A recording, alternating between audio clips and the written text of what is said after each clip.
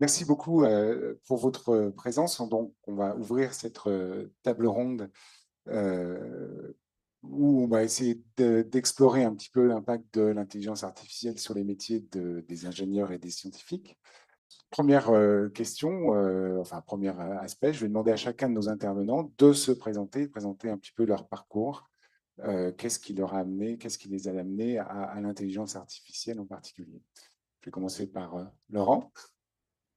Bonsoir à tous. Donc, moi, je m'appelle Laurent Daudet. Je suis directeur général et cofondateur d'une startup qui s'appelle Lighton.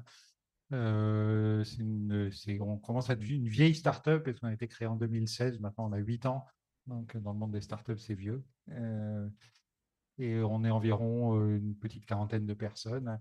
Et on travaille sur ce qu'on appelle l'IA générative, ou plus précisément les grands modèles de langage. Alors, tout le monde a entendu parler de ChatGPT, et nous, à Lighton, on développe des alternatives à ChatGPT pour les entreprises. Donc, on développe ces grands modèles de langage et puis on va les implanter sur les serveurs des entreprises pour faire tout ce qu'on fait, vraiment mobiliser, que cette IA soit là pour mobiliser toutes les sources de données tous les documents de l'entreprise pour les valoriser. Mon parcours, moi au départ, je suis physicien. Moi, j'ai été étudiant à Normal Sup, juste à côté. Et j'ai toujours travaillé à cheval entre physique et théorie de l'information. C'était comment les ondes transportent de l'information. Et j'ai été chercheur pendant un certain temps à l'Institut Langevin aussi, qui dépend de l'ESPCI, euh, justement sur cette interface entre physique des ondes et théorie de l'information. Et, euh, et là, moi, je me spécialisais aussi, enfin, c'était entre physique et traitement du signal, et on voyait bien que le traitement du signal, à partir des années 2010-2012, il a commencé à être grignoté par ce qu'on appelait à l'époque le deep learning. Donc, c'est ces méthodes d'apprentissage. Et en fait, dès qu'il y a de la donnée, dès qu'il y a beaucoup de données, c'est très tentant de mettre en place de l'intelligence artificielle parce qu'on arrive à avoir des résultats. Et ça a complètement changé mon champ de recherche dans les années 2010, c'est ça, 2010-2012. On- le- Mon champ de recherche a complètement évolué grâce à l'arrivée de l'intelligence artificielle. Donc, je m'y suis mis un peu sur le tas comme ça. Et après, on a créé Lighton en 2016 pour justement repenser un peu les fondements de l'IA, à la fois du côté hardware et software. Au début, c'était sur des processeurs photoniques avant d'aller sur les grands modèles de langage qu'on fait maintenant. Voilà, très rapidement. Moi, ça va être un peu plus court parce que je suis de la 138e promotion. J'ai fait ma 4A aux mines et j'ai terminé en septembre. Et en fait, pendant toutes mes études, je savais que je voulais me tourner vers les sujets climat, énergie, enfin, pouvoir lutter contre les causes ou les conséquences du réchauffement climatique d'une quelconque façon. J'ai fait tous mes stages là-dedans. Et en premier poste en novembre, on m'a proposé un poste dans une startup qui s'appelle Telus AI qui fait de la prévision de variables climatiques à l'échelle de la semaine, du mois ou voire même de plusieurs années, et ce, en utilisant des modèles de machine learning. Donc moi, c'est exactement comme ça que finalement, je suis devenue ingénieure en intelligence artificielle sans forcément chercher la voie de l'IA en particulier. Voilà. Et moi, donc, Antoine Borde, donc donc moi aussi, je sors de l'SPCI, mais il y a un peu plus longtemps, il y a 17 ans. Non, il y a plus de 17 ans, mais 17 promos d'écart, disons. Et donc, à l'époque, il n'y avait pas beaucoup d'intelligence artificielle à l'ESPCI, en 2000, voilà. Donc c'était même pas vraiment un cours, on avait un cours de C, je pense, c'était vraiment à peu près tout ce que ça faisait. Voilà. Et donc, en fait, je suis tombé là-dedans aussi avec le laboratoire d'électronique, professeur Dreyfus, euh, qui faisait de la backpropagation pour faire de la régression logistique pour la prédiction, je pense, je sais plus, c'était un projet avec Renault, je crois, donc il y avait quelque chose avec l'adaptation je sais plus quoi, enfin bon, c'était de la régression, quoi. C'était pas super, mais bon, ça m'avait plu. Et donc après, j'ai fait des stages un peu, mais c'était pas le cœur de PC, c'était un petit peu en pirate à cette époque-là. Et voilà, donc j'ai fait un stage, et après j'ai fait un master à Pierre et Marie Curie et une thèse à Pierre et Marie Curie, où là il y avait un labo au Lipsis, donc Pierre et Marie Curie qui est maintenant Sorbonne Université, je pense, après plusieurs. Voilà, et voilà, et après j'ai eu un cursus de PCA assez classique, hein. J'ai fait une thèse, après je fais un postdoc au Canada, avec Yoshua Bengio, qui à l'époque était quelqu'un qui était intéressant, qui après a gagné le prix Turing, donc ça c'était bien joué de ma part. Et après je suis allé au CNRS, voilà, où je suis resté pas mal de temps, à Compiègne, donc pas ici, mais un peu plus au nord de Paris, dans le labo d'intelligence artificielle, enfin d'automatique. Mais bon, maintenant, on dirait, ça doit être le labo d'IA maintenant. Voilà. Et après 9 ans, j'ai été recruté à Meta, Facebook, où j'ai passé 9 ans. Là, ça a été au début, c'était en 2012, 2013. Donc là, c'était le début de l'accélération dont Laurent parlait. Entre 2010 et 2014, il y a eu quand même beaucoup, beaucoup de changements. Et en particulier même au niveau de la manière dont l'IA se fait et la manière dont les investissements ont été faits, etc. Et donc moi, j'ai suivi cette vague en rejoignant le labo de Meta avec Ed Lequin. Et voilà. Et depuis 1 an et demi, je suis dans une boîte européenne qui s'appelle Helsing, qui est franco-britannico-allemande et qui fait de l'IA pour la défense. Voilà. Donc, je pourrais vous parler de ça aussi si vous voulez. Merci beaucoup. Alors, je rebondis tout de suite sur ce que vient de dire Antoine, parce que tu as eu un petite hésitation, tu as parlé d'automatique. Et en fait, ma question pour vous trois, la première, c'est quoi l'intelligence artificielle? Parce qu'on a vu qu'il y a, en termes sémantiques, il y a eu des glissements, il y a des choses où avant ça s'appelait informatique, maintenant on voit bien que c'est un peu le buzzword pour les mots-clés pour certaines entreprises. Donc, c'est quoi l'intelligence artificielle? Je pense que je suis pas la mieux placée pour répondre parce que moi, je vais aller très vite là-dessus, dans le sens où pour moi, c'est un peu un terme qui va cacher beaucoup de choses. Même dans les médias, on le voit, c'est un mot-clé pour les entreprises. Moi, dans le cas de ce que je fais dans mon poste, je vais parler de machine learning. Donc, tout au long de cette conférence, je vais parler de machine learning qui va être faire apprendre un système à partir d'un très grand nombre de données. Donc maintenant, ça, c'est une partie de l'intelligence artificielle. Donc, je pense que je peux vous laisser peut-être être plus mieux Après, expliquer c'est ce qu'est la l'intelligence partie qui a artificielle. marché, hein, donc c'est la bonne partie, hein. Pardon. Et Laurent a fait une BD sur l'intelligence artificielle, hein, sans faire. Je peux faire ta promo. Tu peux faire la promo. Voilà. Donc, voilà. Est-ce que tu définis l'IA dans ta BD? Oui, on essaie de donner un peu une définition une définition de l'IA. L'IA, c'est effectivement tous les systèmes informatiques qui vont prendre des décisions algorithmiques. Après, je trouve que moi, il y a quelque chose qui me frappe, c'est que ce terme est très mal choisi, en fait. Je trouve que IA, c'est d'abord intelligence. Rien de ce qui se fait en IA n'est proche de n'importe quelle définition qu'on peut avoir de l'intelligence. Il n'y a rien d'intelligent. Finalement, c'est des statistiques sous stéroïdes, mais c'est pas intelligent. Il y a pas de, enfin, voilà, il y a pas d'intuition, il y a pas tout ce qui fait l'intelligence humaine. Et puis artificiel, bah, c'est pas plus artificiel que quoi que ce soit. Et ce qui est très important aussi, c'est que euh, les systèmes qui sont performants actuellement nous renseignent finalement assez peu sur sur la façon dont notre cerveau est fait. Même si ça s'appelle des réseaux de neurones et que c'est vaguement inspiré de neurones, c'est très loin d'être, oui, c'est ça, de nous renseigner sur la biologie. Donc voilà. Oui, donc, bah, donc oui, une définition. Oui, je pense que c'est maintenant, c'est à peu près la définition du machine learning, c'est la plus proche. Je pense que c'est quand même apprendre à réaliser des tâches à partir d'exemples de ces tâches-là. Voilà, c'est à peu près la manière que je donne. Et je pense qu'il y a un des ingrédients les plus importants, c'est l'aspect de la généralisation, qui est aussi un des gros problèmes des LLM, justement, maintenant. C'est une des magies, ou en tout cas un des aspects qui fait que ça a changé du champ automatique, c'est plutôt ce que j'essaie de me rappeler le nom du labo. C'est plutôt l'optimisation, je pense, l'optimisation numérique.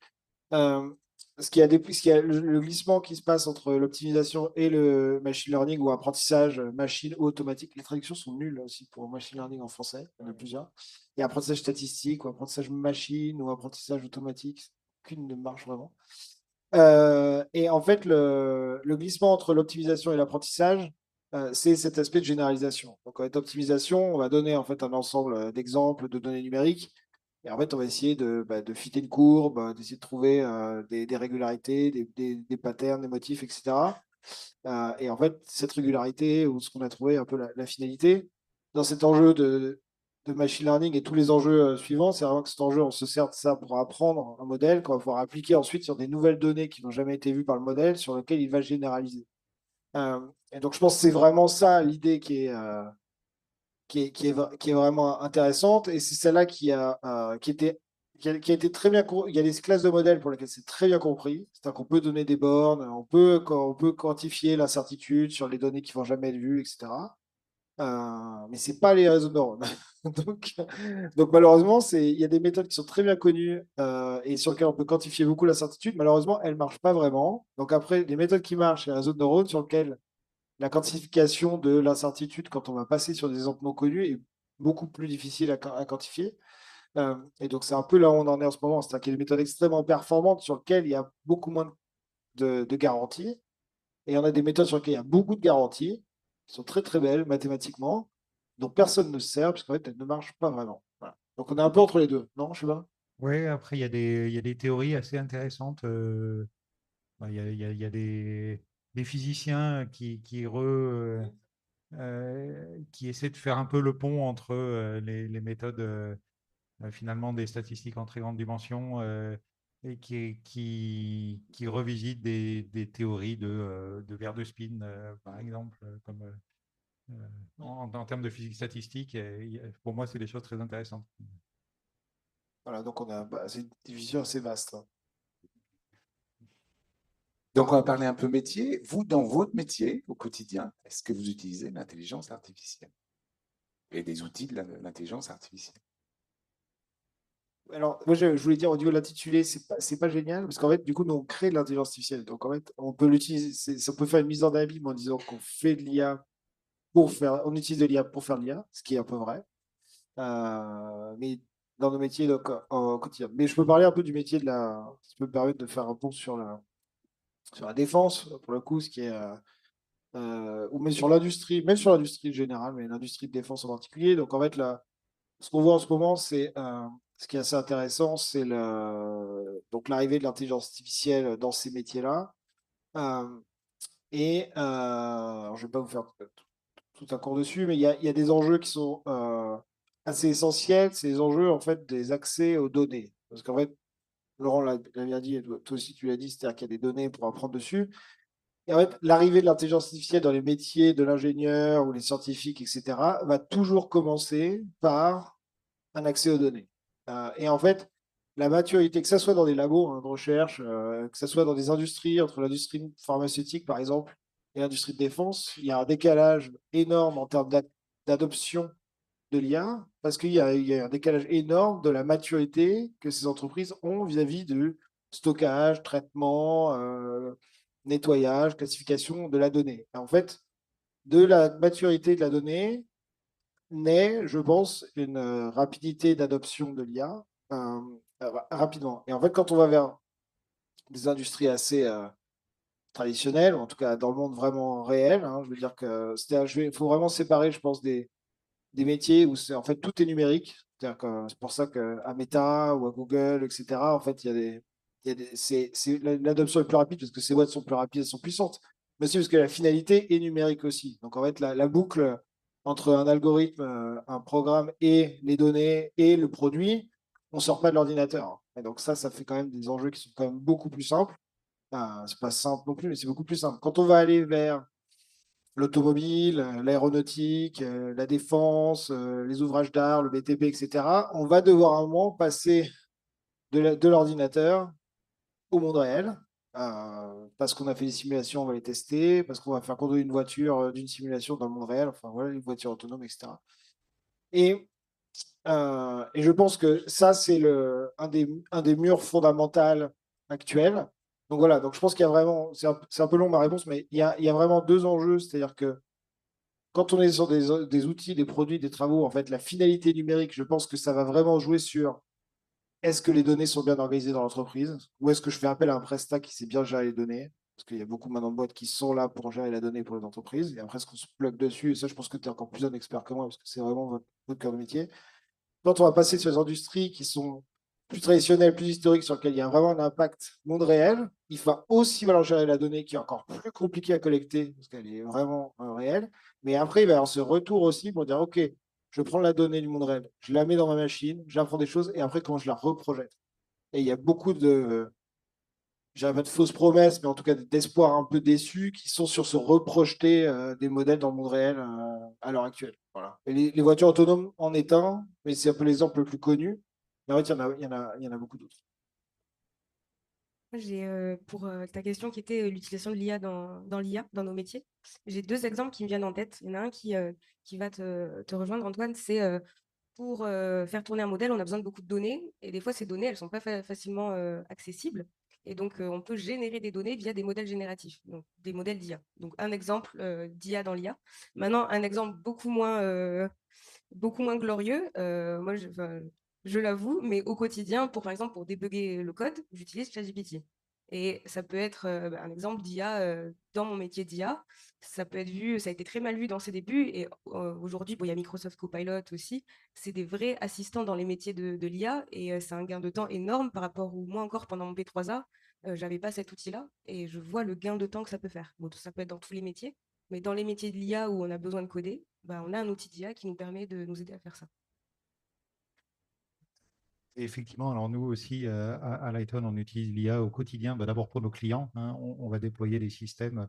Un exemple de système qu'on déploie pour nos clients, c'est pour le Conseil régional d'Île-de-France, on a déployé tout un système qui va ingérer toute la documentation de tout leur système informatique. Il faut comprendre qu'ils ont 200 systèmes informatiques. Il n'y a pas un gros système, il y a 200 composants et on va ingérer toute cette documentation technique. Et du coup, on a créé une sorte de petit chatbot où les gens peuvent poser des questions sur voilà, comment je peux réinitialiser mon mot de passe, etc. Une sorte d'agent qui fait la première ligne de support sur tout le support informatique. Donc ça, c'est des choses typiquement qu'on installe chez nos clients. Mais après, pour nos usages internes, il y a exactement ce que disait Violette. Tous nos codeurs utilisent des copilotes et ils gagnent beaucoup de temps. Ils disent qu'ils gagnent peut-être 20-30% de temps sur la vitesse de programmation en utilisant des copilotes, ce qui est quand même assez significatif. On a mis en place en interne un peu le même genre de système de questions-réponses par rapport à notre documentation interne pour des aspects type les aspects ressources humaines. Par exemple, les gens peuvent poser, on a un petit chatbot, les gens peuvent poser la question c'est quoi les règles de l'entreprise pour le congé de paternité? Est-ce que le lundi de Pentecôte est un jour férié selon la législation, etc. Enfin, toutes les. Alors, c'est quoi? C'est travailler, non chômer. Enfin, il y a tout un. Le vocabulaire officiel, il est. Non, on ne travaille pas le lundi de Pentecôte, mais les, euh, non, c'était le deuxième usage. Le troisième usage, c'est les gens dans le service marketing, ils utilisent aussi pour faire des posts sur LinkedIn, ils utilisent notre IA pour générer du contenu marketing pour réécrire le contenu marketing et ils gagnent du temps avec ça. Alors, une autre question, c'est les opportunités. Comment vous êtes arrivé à l'IA? Quand est-ce que vous avez considéré qu'il y avait une opportunité à prendre? Et en particulier, Violette, toi qui viens de l'apprendre, en fait, voilà. Et quelles vont être les opportunités pour les ingénieurs, les scientifiques dans les années à venir dans le domaine de l'IA? Qu'est-ce qu'il faut regarder? Quelles sont les opportunités qui seront à prendre? Alors, je commence. Moi, en fait, c'était pendant mon P3A, donc mon projet de recherche. Je l'ai fait, donc je voulais le faire dans le domaine du climat. Et je suis allée dans un laboratoire à New York qui faisait de l'ingénierie pour le climat. Et mon sujet, c'était sur le reinforcement. C'était un modèle entraîné avec du reinforcement learning. J'avais fait le module d'introduction deep learning à PC en 3A, mais ça s'arrêtait là. Donc, je suis tombée dedans par hasard. Et pendant ce P3A, j'ai réalisé à quel point le machine learning pouvait être un outil fabuleux pour le défi qui nous attendait sur le sujet climat, énergie. surtout vu la quantité de données qu'on a aujourd'hui, qu'on n'avait pas il y a quelques décennies. Et aujourd'hui, on a cette force énorme d'avoir toutes ces données, satellites, pas que, et qui ne sont pas exploitées, à vrai dire. Et pourtant, ça pourrait être un levier énorme pour réussir à optimiser sous contrainte ce problème qui nous attend pour le siècle prochain. Donc, je me suis dit, c'est un outil incroyable. Et pourtant, je ne me suis pas spécialisée dedans en 4A puisque j'avais déjà choisi ma 4A aux mines. Mais c'est ensuite, à mon premier poste, où je me suis dit, OK, faut foncer là-dedans. C'est un outil beaucoup trop puissant et très, très, très, très beau pour pouvoir gérer le problème qui moi, dans lequel je voulais me lancer.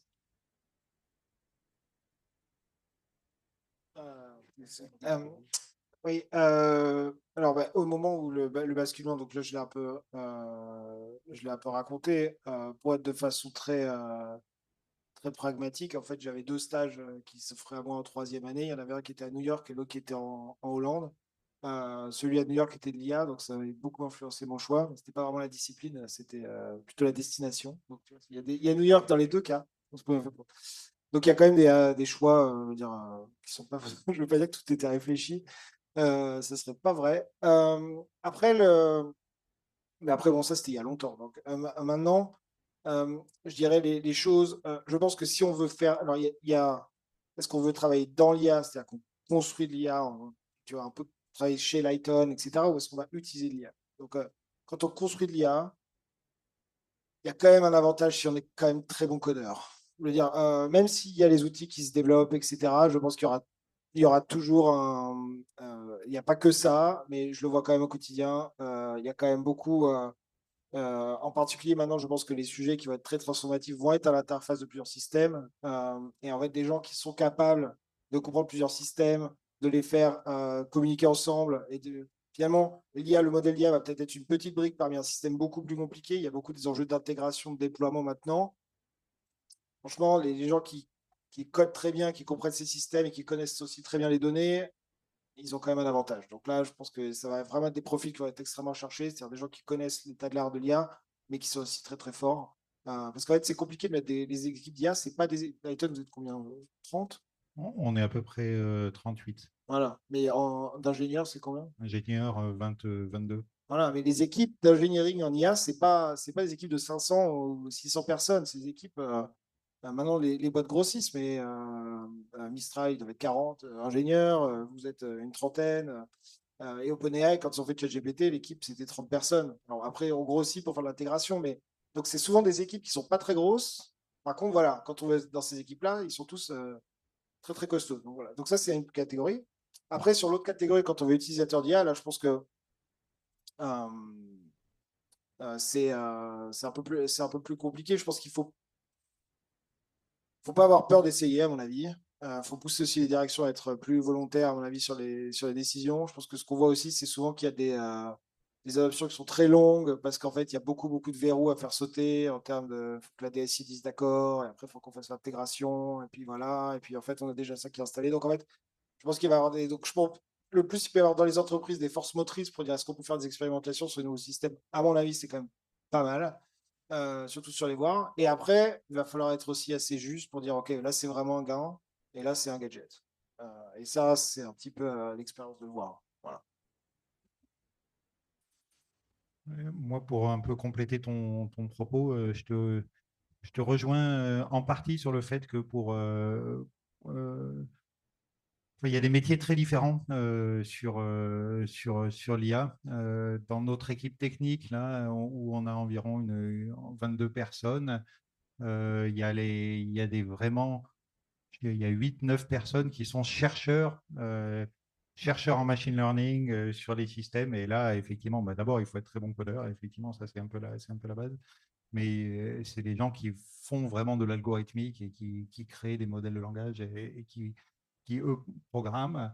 Mais on a aussi toute une partie chez nous qu'on appelle des prompt engineers et qui vont utiliser ces IA textuelles et ça s'utilise, ce qui est intéressant des IA comme nous, c'est les alternatives à ChatGPT, ces nouvelles IA génératives, ça s'utilise en français ou en anglais, ça s'utilise en langue de tous les jours, mais c'est pas pour autant que c'est très facile à les utiliser non plus, vraiment les utiliser dans des tâches complexes, ça demande ces nouveaux métiers qu'être prompt engineer, c'est-à-dire on est ingénieur de requêtes qui vont rentrer dans ces nouvelles IA.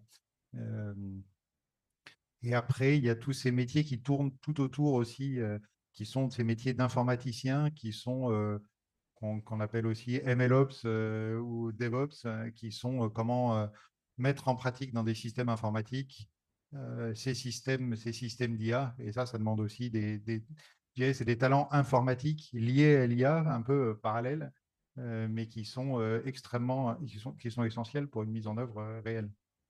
Il faut une grosse différence entre un projet réussi ou pas. Ouais, moi, je me suis rendu compte que dans les boîtes d'IA, en réalité, la moitié de l'effectif, c'était des ingénieurs infra. Donc, ceux qui vont s'occuper de mettre en place les systèmes, et puis l'autre moitié qui est vraiment dans le code et qui fait l'IA. Mais en réalité, donc, et puis dans mon cas, on est 4 ingés, et donc on doit s'occuper de tout faire. Alors que le métier qu'on a choisi à la base, c'était pas de faire de l'infra, c'était pas de faire du développement opérationnel, etc. Donc, il faut prendre ça en compte quand on veut créer une boîte ou quand on rentre dans une boîte. On se rend compte qu'il y aura des aspects, ce ne sera pas que du code tout le temps. Répondit d'ailleurs jusqu'à créer une entreprise. Ça aussi, c'était une opportunité de l'IA. Peut-être, Laurent, Oui, effectivement. Hein, on a créé Lighton parce qu'on voyait que l'IA était en train de changer de dimension, qu'il commençait à y avoir des méga systèmes et qu'il fallait un peu repenser ça. Au début de Lighton, comme je disais, on était sur une autre thématique. On faisait du hardware photonique pour accélérer certains calculs, mais on était déjà sur l'IA et on voyait que l'IA accélérait. Et après, maintenant ça accélère encore plus vite. C'est même assez vertigineux. Là, si on suit les annonces qui se passent, c'est vraiment tous les jours, il y a des nouveaux systèmes qui sortent toutes les semaines, euh, c'est un milieu en ébullition absolument incroyable et c'est vertigineux. Autre question, c'est sur la formation et la formation d'ingénieurs et des scientifiques, mais aussi la formation continue. Est-ce que vous pensez aujourd'hui que les formations d'ingénieurs sont adaptées? Est-ce que vous avez des suggestions sur leur évolution? Est-ce que, en termes de formation continue, il y a des programmes de formation continue qui pourraient se mettre en place, qui sont déjà en place? Est-ce que pour les alumni qui sont peut-être un petit peu plus seniors, c'est quelque chose qui pourrait être intéressant? Est-ce que vous avez des idées sur l'aspect formation? Je vais peut-être commencer sur la formation. À l'ESPCI, on a eu un cours de deep learning. En introduction, c'était très bien, mais pas suffisant pour aller dans un métier ou tout de suite rentrer dans le vif du sujet. Donc, à l'ESPCI, l'école n'a pas vocation à faire de l'IA, dans le sens où l'IA est un outil pour les sciences. Donc, comme on fait des maths, on ne fait pas des maths pour faire des maths, on fait des maths appliquées à la physique, à la chimie. Et c'est très bien comme ça parce que c'est l'ADN de l'ESPCI.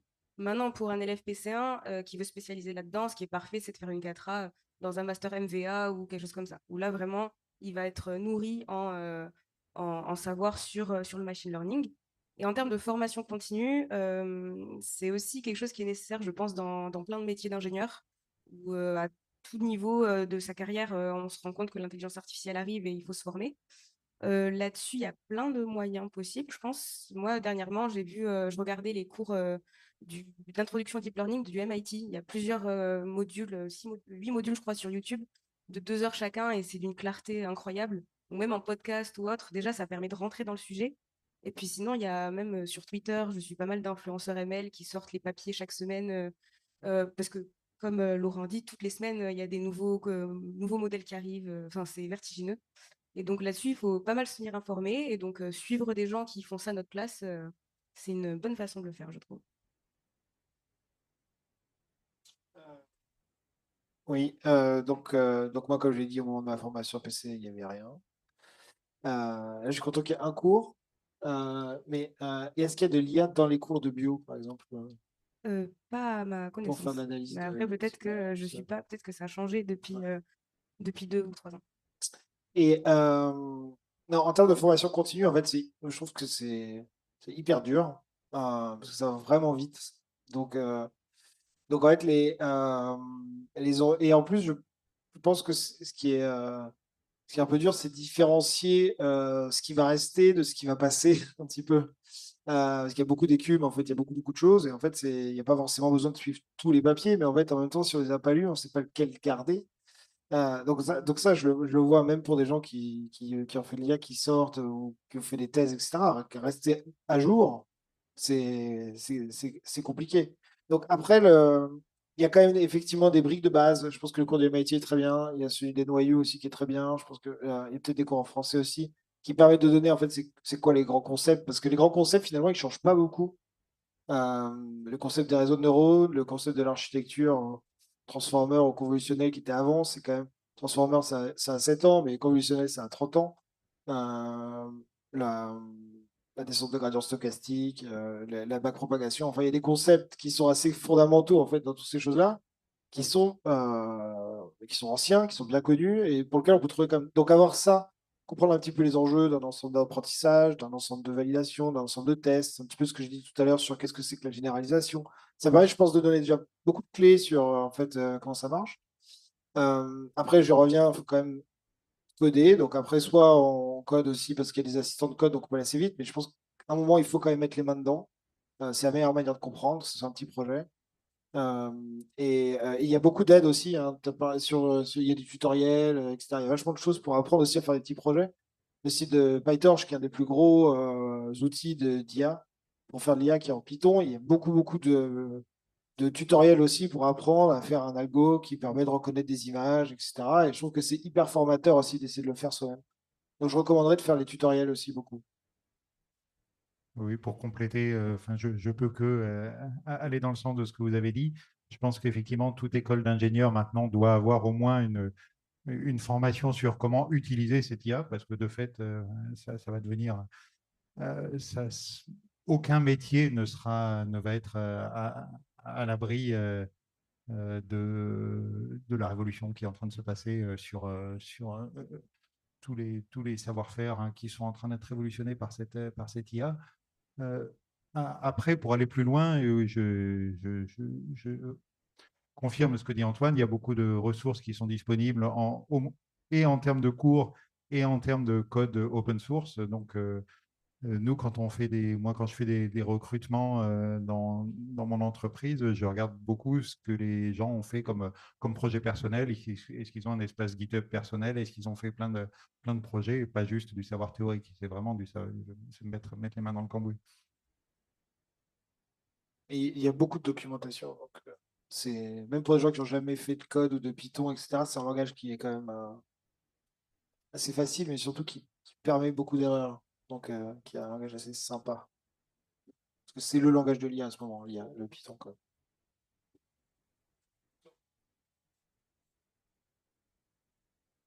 On va terminer juste encore quelques secondes, et puis, enfin, minutes, et puis après,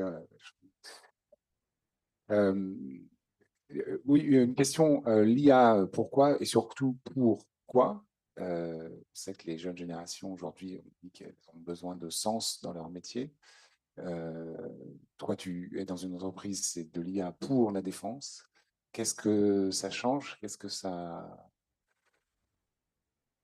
Oui, oui, c'est vrai qu'il y a beaucoup de gens qui veulent, d'ailleurs, tiens, on a un exemple, et aussi qui veulent s'investir dans des projets qui ont un sens. Et les 3 domaines qui sortent du lot quand même beaucoup, quand on est plus applicatif, donc évidemment, pas de recherche fondamentale, c'est quand même le climat, l'énergie, la santé et la défense. En tout cas, c'est ceux qui tirent beaucoup des choses en ce moment, sans vouloir taper sur les autres. Mais je travaille sur une entreprise qui fait des réseaux sociaux depuis longtemps, donc, mais le sens était moins évident en tout cas.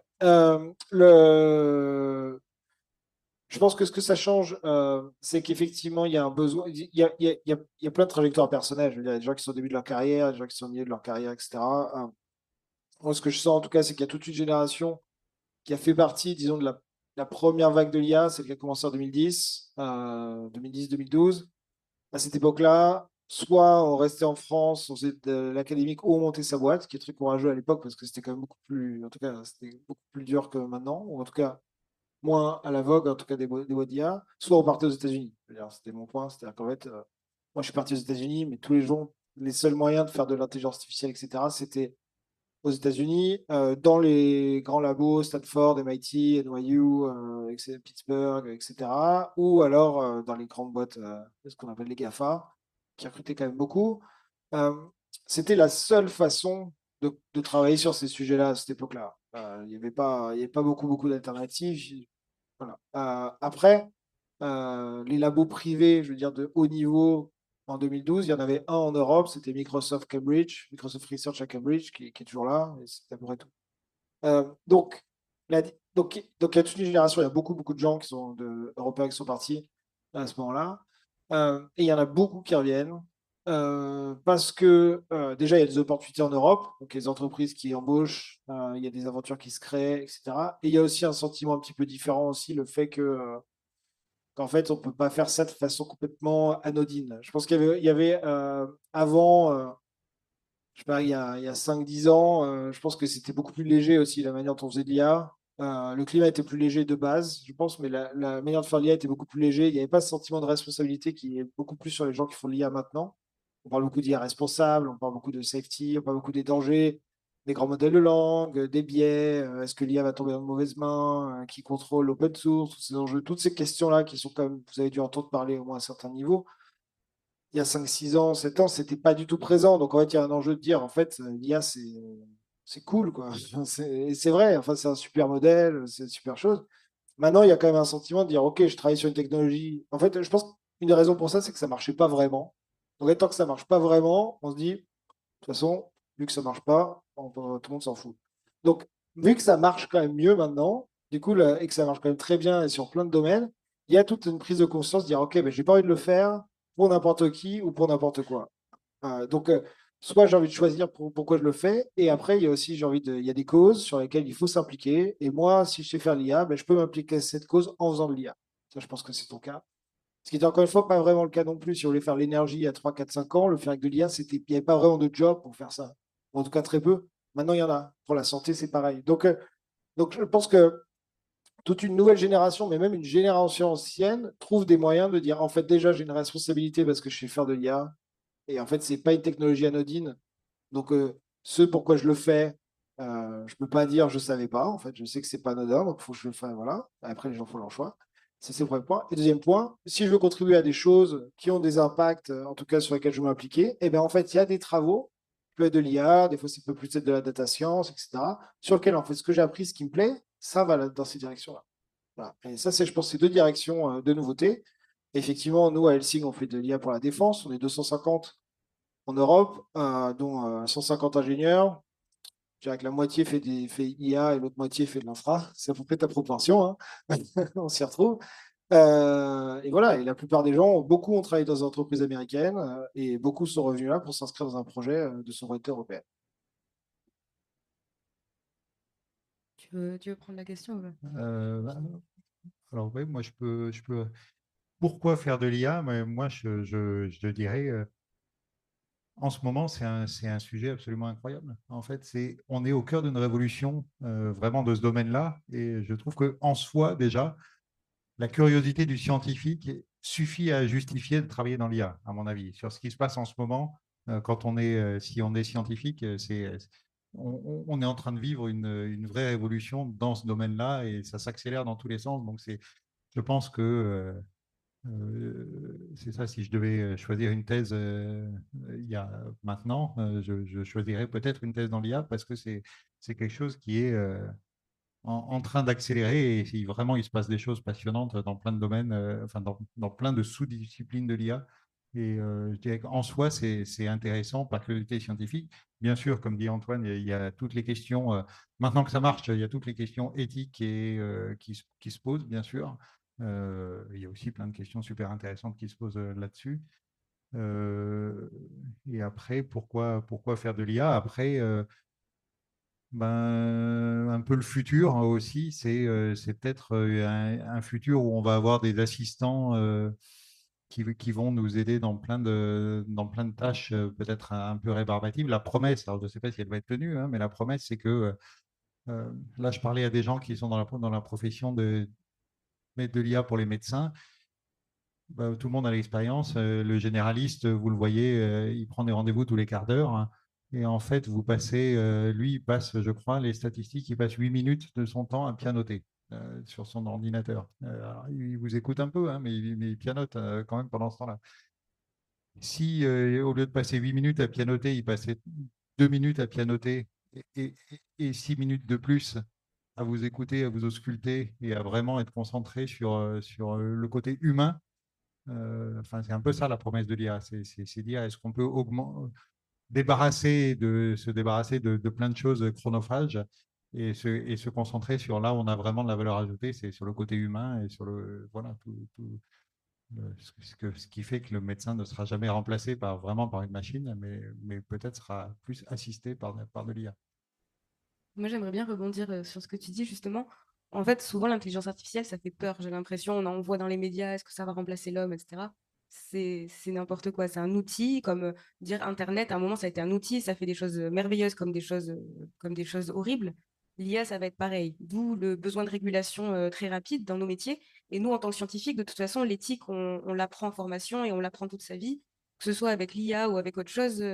L'éthique, elle est toujours là. Donc, il faut absolument pas en avoir peur à mes yeux et ne pas en faire un monstre qui va remplacer l'humanité. Exactement comme tu as dit, on va juste, ça va un peu modifier les métiers, ça va être des assistants dans nos métiers, ça va accélérer certaines tâches, ça va modifier l'écosystème, mais c'est une opportunité exceptionnelle. Il faut absolument pas en avoir peur.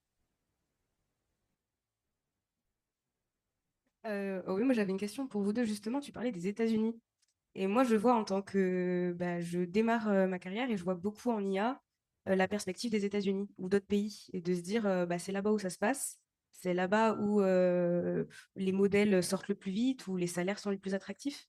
Et donc, pour vous deux, la question c'était un peu pour un ingénieur en intelligence artificielle, quel est le parcours en France qui nous attend et tout simplement pourquoi ne pas partir de la France?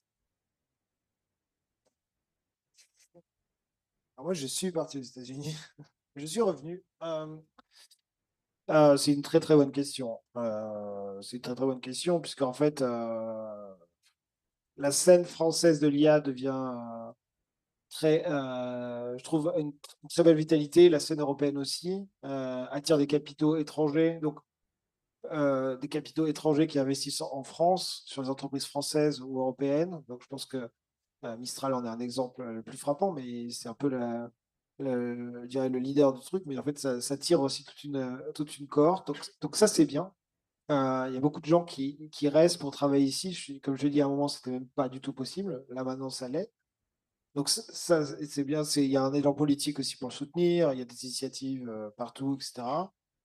Néanmoins, la Californie, c'est 10 fois plus, quoi. Donc, c'est juste une réalité. Euh, donc après, ça ne veut pas dire que c'est mieux. Je veux dire, il y a plus de modèles qui sortent, il y a plus de compétition, il y a un mode de vie qui est différent, les salaires sont plus élevés, mais le coût de la vie est plus élevé. En vrai, faut voir où on met les choses. Le, je pense que l'erreur, donc je sais pas qu'est-ce qu'il faut faire en fait. En gros, il faut juste garder l'esprit ouvert. Faut pas faire de l'antimécanisme primaire non plus, hein. Moi, c'est pas du tout. C'est pas du tout ça. Je pense qu'il y a vraiment des trucs super. Je pense que il y a des alternatives déjà et s'engager. Je pense que s'engager dans l'IA en France, pour l'IA en France, je pense que c'est courageux déjà, mais il faut pas avoir peur d'avoir du courage des fois. Donc c'est un peu plus dur, mais c'est pas non plus l'enfer et ça marche. Donc déjà, mais c'est quelque chose de différent. En Californie, je dirais que c'est plus facile, mais c'est différent. Voilà. Après, voilà. Donc, et puis, je pense qu'il y a un enjeu des valeurs. Après, l'erreur qu'il ne faut pas faire, je pense, c'est de dire que je pense qu'il faut aller en Californie à un moment, quoi qu'il arrive. C'est-à-dire, soit pour y travailler, soit pour y passer un moment, soit pour voir, soit pour se frotter, en fait. C'est-à-dire que l'erreur de dire je reste à Paris et puis tout l'écosystème nous tape dans le dos en disant ok vous êtes super, franchement c'est bravo, etc. Parce qu'on aime bien, on aime bien quand même célébrer les champions, Cocorico, etc. Et il faut les encourager, soutenir, pousser, mais pas étouffer de ton amour. Je pense que des fois il y a un jeu, je vous aime tellement que voilà, voilà. Et donc il faut quand même, pour toutes les boîtes, il faut aussi se confronter. Alors pour l'IA génératif, c'est tous les jours. Donc là, la compétition, il n'y a pas vraiment besoin de regarder très loin parce que c'est tous les jours sur Twitter, donc ça c'est simple. Mais quoi qu'il arrive, d'aller voir, ok, en Californie, moi je fais en France, en Californie, il faut comme ça. Au moins j'ai vu, je comprends, j'apprends, j'adapte. Je suis pas en train d'essayer de rester dans mon en vase clos en me disant ok, je suis le meilleur du 5e arrondissement, donc j'ai gagné la course. Voilà. Donc je pense que des fois c'est un peu le piège aussi. Donc Donc voilà, c'est une question complexe, hein, mais je pense que les États-Unis sont aussi des super partenaires d'ailleurs, hein. Il y a aussi plein de choses qu'on peut faire avec, mais il y a aussi plein de choses qu'on peut faire ici, et on peut faire ces choix-là. Oui, je vais complètement dans ton sens. Il faut aller voir aux États-Unis la façon de travailler et la façon dont on appréhende les choses. Ce qui est intéressant, c'est quand même à Paris, il y a toutes les grosses boîtes américaines. Il y a Google, il y a Facebook, enfin Meta, il y a Amazon, enfin il y a Microsoft. Tout ça, il y a des bons labos de recherche de ces boîtes californiennes ou américaines à Paris. Donc on peut aussi être en contact enfin, baigner dans un bain américain sans bouger géographiquement.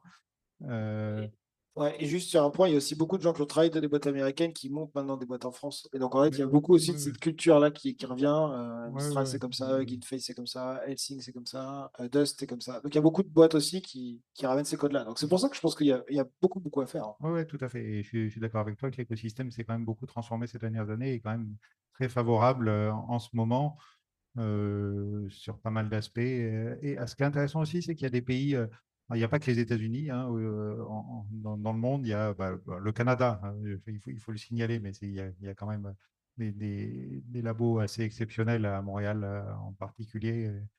Euh, euh, il y a des pays émergents.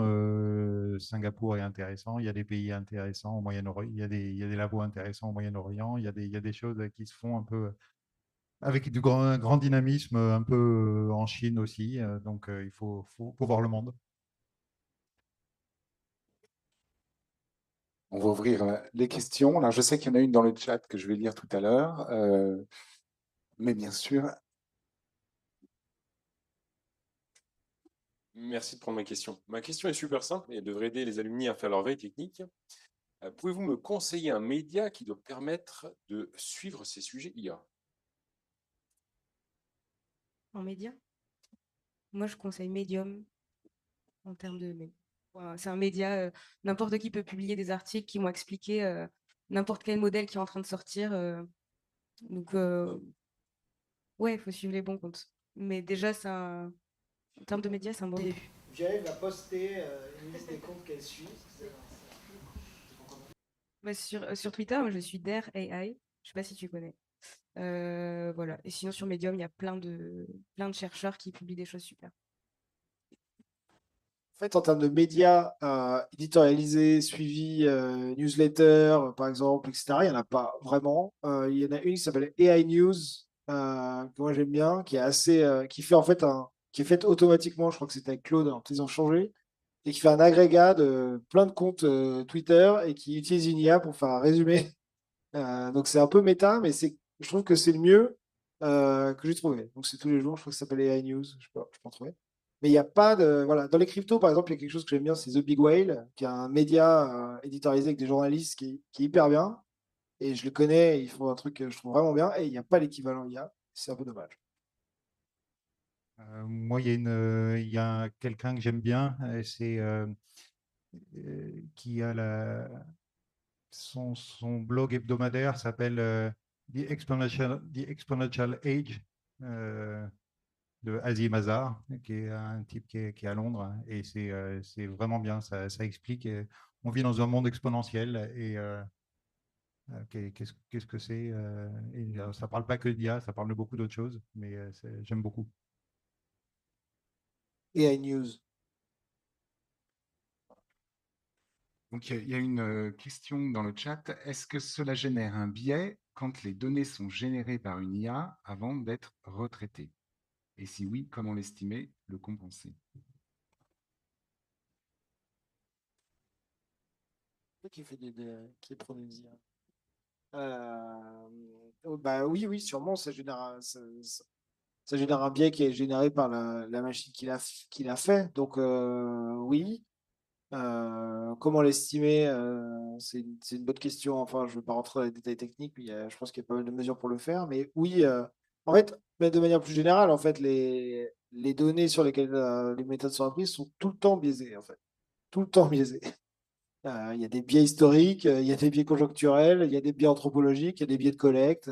Donc il y a une erreur pour le moment de considérer que les données pouvaient être un petit peu agnostiques ou un peu universelles. Voilà. Donc, on en est revenu elles sont tout le temps biaisées. Des fois, elles sont biaisées de façon très grave. Des fois, elles sont biaisées de façon anodine. Voilà. Elles sont biaisées aussi parce qu'elles sont historiques, hein, elles ne prédisent pas le futur, donc elles sont rétrospectives en général. Donc voilà, donc il y a toutes ces choses-là. Donc il y a la première point de parler de des biais de l'IA, c'est au moins qu'il y ait une prise de conscience. OK, donc les données sont biaisées. Donc là, maintenant, on ne peut plus attaquer un problème d'IA en disant OK, les données, c'est la vérité brute. Il y a quand même comme ça. Donc après, on va questionner les sources, on va questionner les dynamiques et on va les tester. Voilà. Je pense qu'avec beaucoup d'outils. Mais après, justement, le biais, ça fait partie de l'erreur qu'on cherche à minimiser dans notre modèle. Donc, on sait que le biais va exister. Et dans les modèles qui n'utilisent pas de l'intelligence artificielle, je pense notamment dans les simulations climatiques, il y a des énormes biais qu'on cherche à corriger avec des IA. Donc, dans tous les cas, dans toutes les modélisations qu'on va utiliser, le biais existera. Donc, il faut pas spécialement se dire qu'avec une IA, on aura un biais permanent. On essaie de le minimiser. Et de toute façon, les biais, ça existe partout. Oui, et alors moi, dans le domaine dans lequel je travaille, les grands modèles de langage, les LLM, et effectivement, ils sont appris sur des corpus qui sont, on apprend sur tout Internet, en gros, et plus plein d'autres choses. Pour vous donner un peu un ordre de grandeur, on apprend sur 1000 milliards de mots, à peu près. C'est ça la taille des corpus d'apprentissage. Alors, c'est à peu près autant de mots qu'il y a à la BNF en termes de nombre de mots. Donc, forcément, il y a beaucoup de biais là-dedans. La question qui est posée, elle est assez intéressante aussi. Ça veut dire que pour l'instant, euh, quand on apprend sur Internet, on part du principe que le contenu généré était généré par des humains, mais de plus en plus, le contenu qui est sur Internet, il est aussi généré par des IA. Et il y a des études qui commencent à montrer que bah, l'IA apprenant sur des données générées par des IA se dégrade en qualité. Alors, j'aurais deux questions. La première, c'est donc moi, je suis industriel, j'ai accès à des bases de données qui sont assez importantes en termes d'expérience et en termes de mesures, de plein d'opérations qu'on fait sur le terrain. Et il y a plein de choses à tirer de ces données. Donc c'est très intéressant d'utiliser l'IA, je pense, dans ces domaines-là. Et par contre, ce que j'ai un petit peu de mal à voir, c'est euh, on ne peut pas demander à nos personnes de tous se spécialiser en IA. C'est-à-dire, on va avoir éventuellement peut-être une formation, avoir un petit peu de connaissances pour discuter avec vraiment une personne qui est spécialisée en IA, mais je le conçois peut-être plus comme une collaboration entre un ingénieur IA et une personne qui est spécialisée dans son domaine. Et donc ma question, c'est comment est-ce que vous voyez ce type d'interaction? Euh, est-ce que en fait les données sont transmises à un groupe qui va travailler juste en IA, puis après va donner son résultat? Est-ce qu'il y a besoin d'avoir une collaboration qui est quotidienne avec des experts dans le domaine? Comment est-ce qu'on peut travailler sur je suppose, enfin, il y a plein de domaines concrets avec plein de data qui sont absolument pas du tout exploités en ce moment. Et comment est-ce qu'on peut trouver vraiment le bon mode de travail? Et je glisse une deuxième question. C'est à partir du moment où on travaille sur des data, il y a toujours peut-être un problème de confidentialité aussi qui apparaît. Et comment est-ce que c'est un peu une crainte d'utiliser l'IA, c'est qu'on risque d'ouvrir, enfin de perdre un peu la confidentialité de nos données. Enfin, il y a des données qui peuvent être critiques pour, notamment dans le domaine privé, et du coup, on risque de perdre le contrôle de ces données. Ouais. Mais justement, moi, ce que j'allais dire, c'est qu'il y a des boîtes de conseil avec des data scientists qui sont très bons à ça, qui vont prendre un cas spécifique d'une entreprise, analyser les données et faire une analyse derrière. Mais justement, j'allais dire, mais les problèmes de confidentialité, je ne sais pas comment ça se gère. Et là, je pense que je n'ai pas l'expérience pour reconnaître ce genre de problématique. Oui, les questions de confidentialité, c'est effectivement au cœur de choses sur lesquelles on travaille à Lighton, pour faire en sorte que quand on travaille pour une entreprise, d'abord, il n'y a aucune donnée qui sorte des serveurs de l'entreprise, c'est-à-dire qu'on va tout installer on-premises, comme on dit. On va installer ça on va installer tous nos logiciels sur les serveurs de l'entreprise, il n'y a rien qu'en sort. Mais c'est plus que ça. Ça veut dire que n'importe qui dans l'entreprise n'a pas forcément accès à tous les documents non plus. Donc, il faut continuer à gérer. Évidemment, si on met en place un système d'information sur le service de ressources humaines et que tout le monde a accès au salaire de tout le monde, ça risque d'être, ça peut poser certains problèmes parfois, quoi. Donc, effectivement, il faut continuer à avoir la bonne gouvernance de données aussi. Mais d'ailleurs, on voit que mettre de l'IA dans les entreprises, ça peut accélérer aussi des pratiques de bonne gouvernance de données. Oui, parce qu'en fait, le point, c'est de dire qu'en fait, c'est pas l'IA qui va changer les problématiques de privacy ou d'accès aux données. Je pense que ça peut être fait en fait d'une façon qui va donner l'accès aux données aux personnes qui ont le droit d'avoir l'accès. Donc on sait le faire, c'est fait. Donc je pense que voilà, il y a des entreprises qui le font vraiment, c'est leur business, etc. Moi, je travaille avec le ministère de la Défense, donc il y a quelques questions de sécurité. Euh, Par contre, c'est vrai qu'on va arriver souvent les gens vont dire, ah, il y a de l'IA, du coup, en fait, les données vont être accessibles, attention. Mais en fait, on regarde, en fait, ouais, en fait, elles sont déjà accessibles partout, parce qu'en fait, il n'y a pas vraiment de cloisonnement, de politique de la donnée, etc. Et en fait, c'est souvent intéressant. C'est pour ça que je disais tout à l'heure, essayer d'être volontaire et de demander aux entreprises aussi de bouger, d'évoluer, etc. C'est pas forcément que la finalité, c'est d'avoir un chat GPT ou un Lighton GPT interne, etc. Et c'est aussi déjà aussi de dire, OK, est-ce qu'on valorisons nos données? Donc, réfléchissons aux données, ayons une politique de la donnée.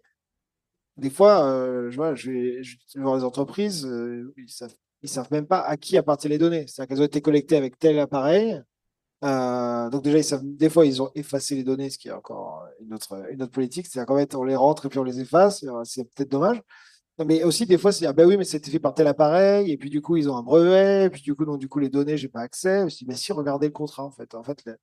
Alors, vous pouvez pas faire une technologie pour reproduire le capteur de l'entreprise, mais vous pouvez valoriser en interne, etc. Donc, déjà, poser ces questions, des fois, c'est tout bête. Où sont-elles stockées? Ah oui, ben, il y a quelqu'un, machin, qui sont là. Ah oui, ben, oh, ben, on n'avait pas bon. Voilà. Donc, tout ça, c'est hyper important. C'est pour ça que tout à l'heure, je disais, la pénétration de l'IA, en fait, souvent, elle commence juste à dire, ah, on va faire des super trucs, mais en fait, on va dire, OK, on va regarder où est l'ordinateur, parce que quand Laurent dit, on va le mettre sur les serveurs de l'entreprise, c'est-à-dire que l'entreprise a des serveurs.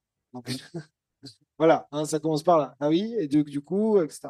Donc, voilà, et je pense que toutes ces réflexions-là vont permettre. Et après, effectivement, l'IA peut rentrer, mais des fois, il y a des bénéfices juste initiaux de dire, ah, en fait, les données sont bien traitées, on peut les nettoyer, etc. Voilà. Et après, sur la collaboration, il y avait juste rapidement, franchement, c'est un problème qui est, à mon avis, pas nouveau avec l'IA. Je pense que c'est un problème assez général en termes de spécialistes métiers avec spécialistes techniques. C'est l'IA, c'est l'informatique avant. Il y avait la digitalisation. Ça peut être aussi d'autres choses avec des bureaux d'études. Je pense que franchement, on tombe dans les mêmes choses. Donc, quand on arrive à trouver une recette qui marche, il faudra essayer d'utiliser la même. Il y a beaucoup de cas où ça marche pas. Donc, mais je pense pas que ça change fondamentalement la manière de travailler. C'est clairement, tout le monde ne va pas être spécialiste IA. Et il faut trouver des manières de créer des équipes hybrides. Oui, déjà, il y aura des cas d'usage qui vont être développés au service d'ingénieurs qui n'ont pas forcément, qui utiliseront l'IA comme vous avez cité, les exemples que vous avez cités, qui sont des usages en fait de l'IA qui sont développés par des sociétés compétentes. Et est-ce qu'il va y avoir un certain nombre de ces usages qui vont être mis à la disposition des ingénieurs et des scientifiques pour les aider dans leur métier sans qu'eux-mêmes deviennent aussi spécialistes que vous, parce que Bien sûr, bien sûr. Oui, il ne s'agit pas que tout le monde soit spécialiste d'IA, mais il s'agit que les ingénieurs comprennent ce qu'on peut en attendre et puissent trouver les ressources parce qu'il y a déjà des blocs qui sont déjà tout faits, il y a déjà pas mal de choses sans avoir à redévelopper, réinventer la roue. Il y a déjà beaucoup de choses qui est disponible. Donc, oui. Si je peux ajouter quelque chose, en fait, il va y avoir de toute façon l'IA qui va pénétrer dans les entreprises, qu'on le veuille ou non, parce que les grands opérateurs, Microsoft, SAP, Salesforce, etc., qui sont déjà, tu as parlé des entreprises de conseil, mais même les grandes entreprises d'enterprise software, qui sont déjà beaucoup, rajoutent de l'IA dans leur stack de toute façon. Donc, en fait, vous utilisez Outlook, et ben, Outlook va auto-remplir les emails. Alors, ça va être fait. Et voilà, vous pourrez désactiver, mais c'est déjà le cas. Voilà. Et donc, il va y avoir aussi ces usages qui vont être accélérés de façon un petit peu transparente par ces usages-là. Et là, c'est là où je pense que c'est important d'avoir une maturité, justement. C'est là où tout le monde ne va pas être ingénieur IA, mais que tout le monde a un peu une base de la traitement de la donnée, de la confidentialité, de la confiance qu'on peut avoir. OK, mon email a été pré-rempli, ça ne veut pas dire que j'envoie envoyer direct, ça peut faire des erreurs, etc. C'est là où, en fait, cette connaissance un peu de base peut être intéressante aussi. parce que clairement, ça va faire des erreurs et c'est pas grave, ça s'édite. C'est comme le correcteur orthographique, on peut éditer, etc. Mais il faut avoir le raisonnement de l'éditer. Merci beaucoup. Moi, j'avais une remarque pour Violette. Il y a un centre en France, enfin, c'est une remarque, après j'ai une question. En France, il y a le hub IA de Centrale Supélec, Data IA, que je pense être le top de la recherche nationale. Moi, j'ai collaboré avec eux dans le domaine des simulations hybrides pour de la mise en forme de matériaux, où on combinait des équations déterministes avec de l'apprentissage profond. Voilà, donc il y a des brillants chercheurs sur le plateau de Saclay dans ce domaine. Moi, j'avais une question sur la propriété intellectuelle, parce que dans nos métiers d'ingénieur et de scientifique, à l'école, on en parle un petit peu, mais pas beaucoup. Et c'est vrai que je l'ai découverte sur le tas quand j'ai dirigé des équipes. Et c'est très important dans nos métiers. Est-ce que je protège? Est-ce que je ne protège pas? Et il y a beaucoup d'open source dans l'IA, mais il y a aussi des algorithmes propriétaires. Est-ce qu'il y a des enjeux spécifiques de propriété intellectuelle et quels sont les grands sujets ou les questions qui se posent qui pourraient amener des régulateurs à trop réguler ou est-ce qu'il faut réguler, est-ce qu'il ne faut pas, est-ce qu'il ne faut pas ne pas trop réguler justement, permettre et ça va tellement vite. Voilà, donc pays et IA, est-ce que C'est une question fondamentale. Non, sur l'open source, c'est un débat hyper important. Je pense que c'est même des débats de souveraineté ou même je pense, des débats de culture. Donc il y a un enjeu là-dessus. Peut-être que Laurent y reviendra. Sur les questions de la propriété intellectuelle, oui, c'est assez fascinant, puisqu'en fait, quand on apprend sur tout le web, c'est pas forcé que tous les gens qui ont écrit tous les documents ont donné leur accord. Clairement, ils l'ont pas fait. Voilà, il y a des choses qui ont des licences et des choses qui n'en a pas. Donc il y a une zone grise en fait qui s'appelle le fair use américain. Mais est-ce qu'on passe le fair use voilà, qui est très débattu. Les pays vont avoir se positionner différemment. Donc il y a aussi des choses bilatérales ou en tout cas globales là-dessus. Donc ça c'est le premier point qui est hyper important. Et le deuxième point, c'est aussi les données qui sont générées par l'IA. À ce moment-là, à qui elles appartiennent aussi. Donc, voilà. Donc, le deuxième était plus simple que le premier, mais il est compliqué aussi. Il est intéressant. Oui, le deuxième, je crois aux États-Unis, on a dit qu'on peut pas, on peut pas revendiquer du droit d'auteur sur des données générées par l'IA, je crois. Voilà, si je vais prompter un modèle de langue et je lui demande génère-moi le nouvel Harry Potter, ce que les gens ont fait, ils ont fait la suite de Game of Thrones, je crois. Voilà, bah, c'est peut-être pas très bien mais est-ce que je commence à le vendre? Qu'est-ce qui se passe? Voilà. Et ça va se passer tout de suite. Ça se passe déjà plus rapidement, je pense. Alors les images, évidemment, on l'a vu, mais même la musique, parce que les faux groupes de musique, ça commence à cartonner. Et le nouvel album, moi j'annonce le nouvel album des Beatles, c'est le nouvel album de Nirvana très bientôt. Hein. Ah bien sûr, non mais je rigole pas, hein, ça va vraiment être fait. Hein. Après, est-ce que ça sera bien? C'est différent. Oui, merci de me donner la parole. J'ai trouvé votre débat très enrichissant. Alors, de mon côté, je suis une petite entreprise d'une dizaine de personnes, mais qui fait foi au niveau mondial. Et on traite de la donnée puisqu'on fait du B2B et on donne toutes les analyses sur l'industrie automobile, tout le marché et les technologies nouvelles. Et nous voyons, vous avez parlé d'opportunités, et nous voyons, nous, une opportunité vraiment de changer d'échelle, sachant que nos gros concurrents sont beaucoup plus gros que nous et ils sont américains. Et nous, nous sommes une société très, très agile. Et on traite de la data. Donc, depuis 30 ans maintenant, on accumule de la data, on a des bases de données qui nous appartiennent, etc. Notre vision, c'est en fait maintenant, c'est la vision de l'utilisateur, parce que vous avez parlé de la vision des gens qui font de l'IA, qui la créent. Nous, nous voulons l'utiliser en fait et en profiter pour changer d'échelle. Alors, plusieurs questions se posent déjà. La confidentialité des données, puisqu'elles nous appartiennent. Si on va sur ChatGPT, la Terre entière a toutes nos données. Donc, il faut, comme vous l'avez dit, des logiciels sur nos serveurs, etc. Il faut que vous travaillez avec Lighton, avec Laurent. Voilà. Et alors, justement, c'est là qu'intervient la suite de ma discussion, c'est que si on travaille avec Laurent, il va nous demander du financement. Ça m'étonnerait qu'il nous dise, Il va manger, Laurent, hein. il va me dire, tiens, C'est Michel, pas tu es très cher, je vous fais un prix. il va me dire, tiens, Michel, tu es de la 91e promo, on est copains, donc je vais te faire tout ça gratuitement. Je n'y crois pas trop, hein. Donc, il faut des financements. Donc, se pose, ma question, c'est la suivante. Pour les PME comme les nôtres, qui ont vraiment des opportunités, qui ont des données, qui ont beaucoup de valeur et qui peuvent changer d'échelle, existe-t-il des moyens de financement? Ouais, et c'est une excellente question.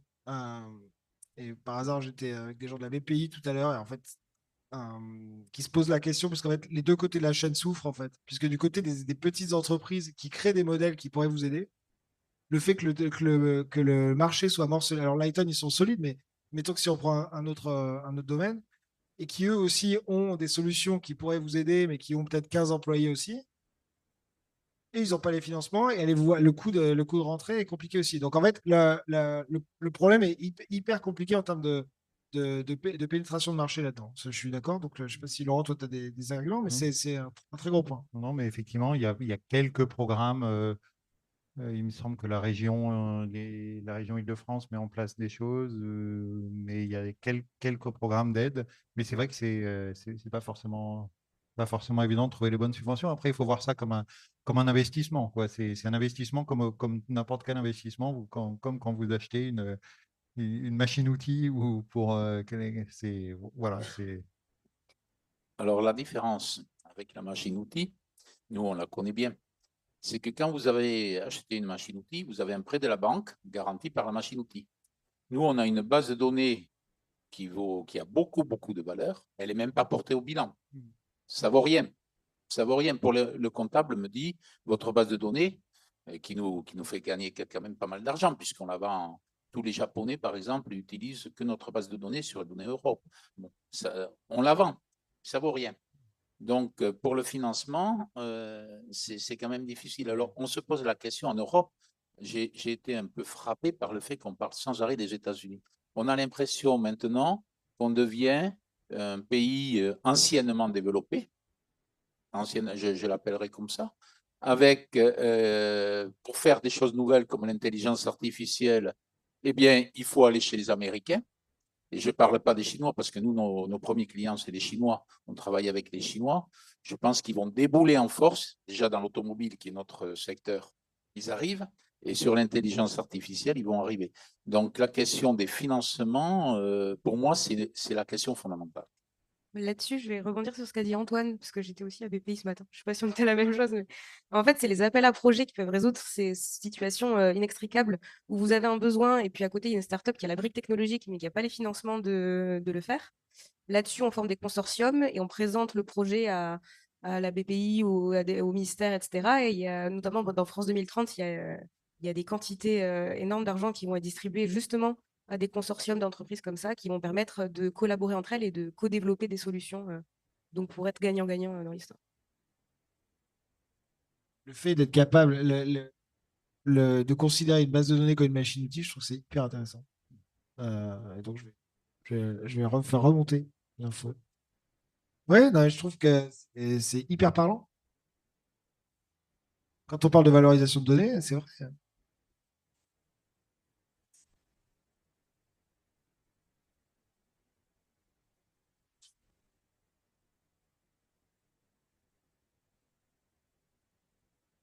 Voilà. Est-ce que la notion de données a évolué en 2020-2024? Comment voir cette notion aujourd'hui? Première question. Et deuxième question, pourriez-vous nous donner des exemples d'utilisation actuelle de l'IA dans le domaine de l'énergie et les perspectives à venir? Je ne pense pas que la vision de la donnée a changé en 2020-2024. Elle a peut-être changé d'échelle en termes de Ouais. taille. Non, la différence qui s'est produite, c'était bien peut-être un peu avant, c'est passer des données étiquetées aux données non étiquetées. Donc ça, c'est le basculement de l'apprentissage, ce qu'on appelle autosupervisé, qui est la base de beaucoup des technologies maintenant. Et donc, en fait, le basculement, c'était qu'en fait, jusqu'à, je sais pas, 2015-2020, ça dépend des choses, il fallait que toutes les données soient étiquetées avec ce à quoi la donnée correspond, hein. Des images devaient être étiquetées avec ce qu'il y a dans l'image, pour donner un exemple. Et l'apprentissage autosupervisé fait que les machines peuvent être pré-entraînées avec des données qui ne sont pas étiquetées, donc des images brutes ou des livres bruts. C'est-à-dire que les livres qui servent à entraîner la machine de Lighton, c'est juste les livres. Voilà. C'est pas des livres, on a dit, c'est une histoire qui parle de machin, etc. Donc ça, l'apprentissage autosupervisé, c'était un des gros accélérateurs, puisqu'évidemment, ça, quand on n'a pas besoin d'étiqueter les données, on peut vraiment avoir beaucoup plus de données, puisqu'il n'y a pas besoin de faire passer un expert pour l'étiqueter. Voilà, donc c'est plutôt ça, mais les données étaient déjà là, c'est juste que maintenant on peut les valoriser. Et sur la deuxième, dans l'énergie, ben voilà. Moi, j'ai deux exemples. Bon, du coup, je suis plus climat en ce moment, donc je suis pas trop énergie, mais j'ai deux exemples en tête. Le premier, c'est celui que vous avez cité aussi, c'est sur les matériaux. Il y a des super exemples de génération de matériaux innovants pour les batteries, le photovoltaïque, etc. Et en deuxième utilisation, c'est un peu ce que je fais, c'est qu'on voit que dans les prochaines décennies, à cause des changements de température, à cause des extrêmes climatiques ou à cause même des changements de géopotentiel, on le voit, toute l'infrastructure de l'énergie va changer et on risque, il y a aussi des gros risques sur les réseaux électriques, sur les centrales nucléaires, sur l'exposition au soleil, etc. Et donc là-dessus, sur la prévision justement de ces variables-là, ça a un énorme impact sur l'énergie. Donc bon, moi, c'est ce que je fais, donc je vois cette utilisation-là, mais j'imagine il y en a plein d'autres. Si vous cherchez des jobs, il y a une boîte qui embauche, c'est Osium. Osium. Ça, c'est juste Osium, je crois. Osium AI, oui. Ouais, c'est un dashmark et c'est hyper bien. C'est pour faire des nouveaux matériaux avec de l'IA et c'est en France. Elle cherche des gens. Et des stagiaires SPCI. Voilà, ouais, encore mieux. Peut-être une dernière question de la salle? Oui, bonsoir, c'est très intéressant. On a parlé beaucoup d'intelligence artificielle générative, si je ne m'abuse. Vous avez mentionné rapidement l'autre forme d'intelligence artificielle qui est un petit peu mise sur le côté actuellement.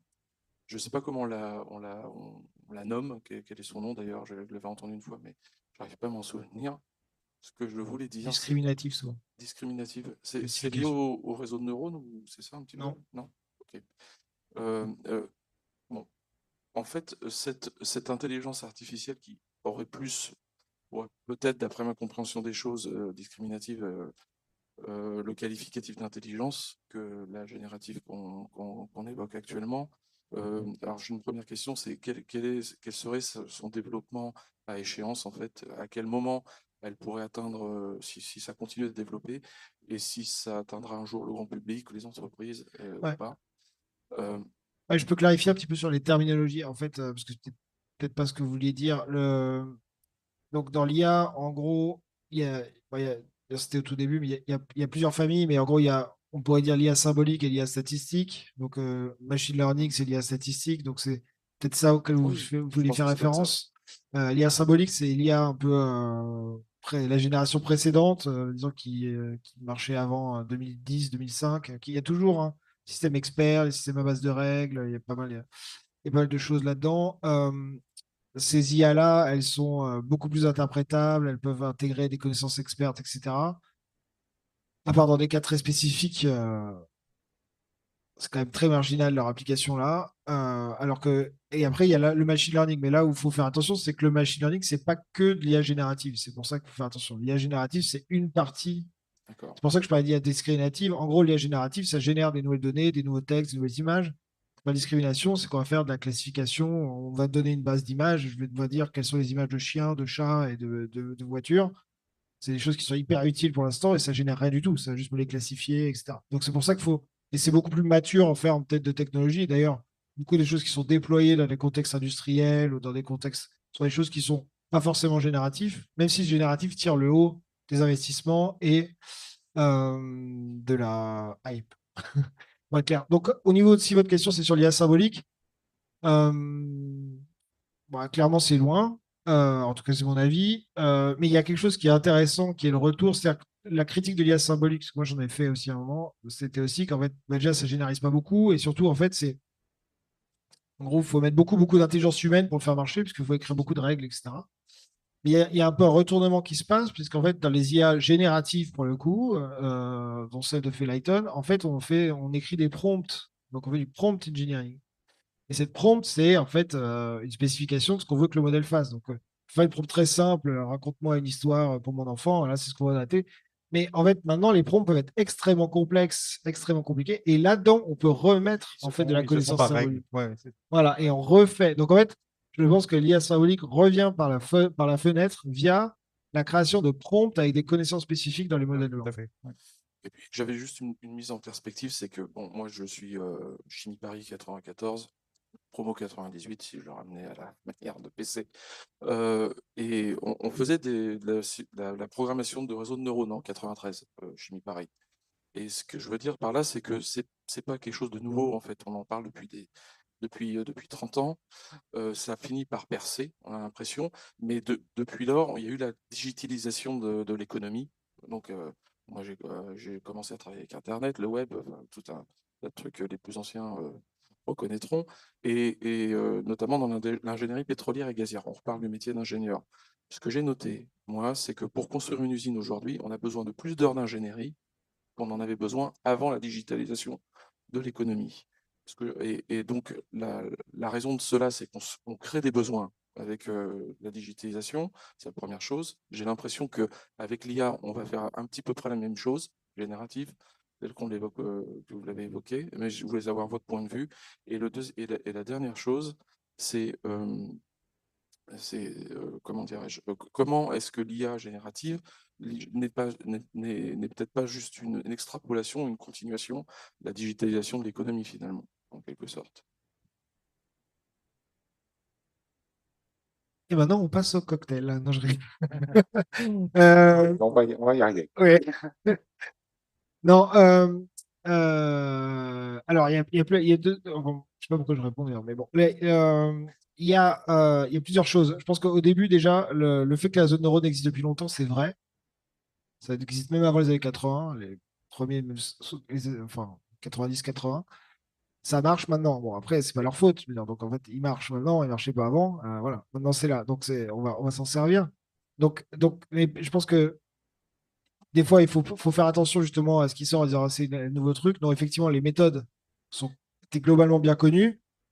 Bon, les cartes graphiques, les GPU pour les apprendre n'existaient pas dans les années 80. Il y a quand même des différences.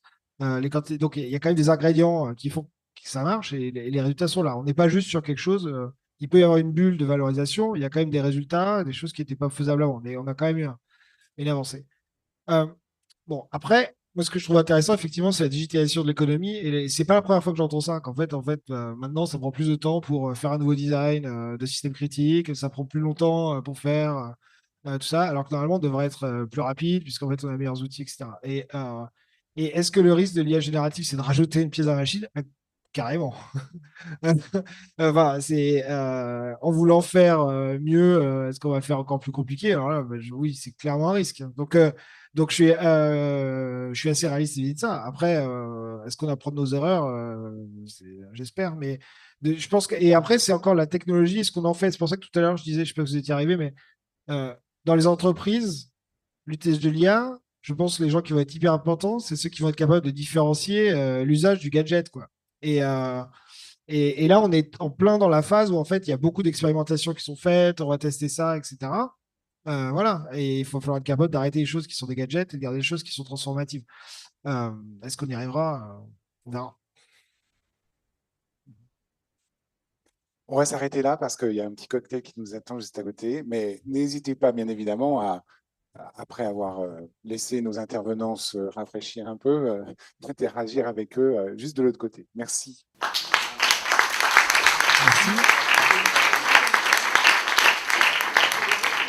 Et je voulais aussi remercier Catherine Poelis, la directrice de la bibliothèque, puisque ces cycles intelligence artificielle sont organisés conjointement avec Catherine. Merci beaucoup, Catherine.